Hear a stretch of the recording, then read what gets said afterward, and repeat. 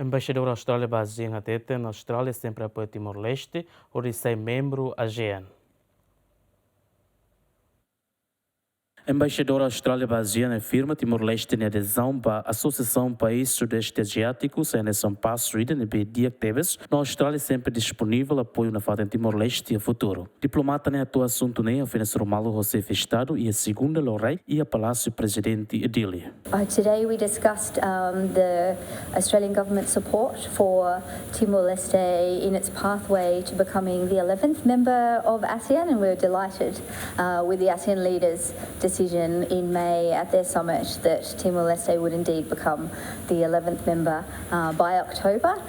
So we had a very fruitful exchange today about opportunities for Australia to provide support to Timor-Leste as it becomes a member of ASEAN. Diplomata na hatete visita dane sai oportunidade ida a discutir com a Austrália e a parceria na prioridade nebe faia moto ou de apoio para a região ida nebe marca pacífico estável no próspero. Entretanto, durante a visita, além de Soromalo José Estado, embaixadora Mos se a Soromalo vice-ministra para assunto ASEAN, membro Sira Russi corpo diplomático, líder Finsaia Timor-Leste no bolseiro Sira, Russi programa Bolsa Estudo Austrália. Equipa cobertura GMN.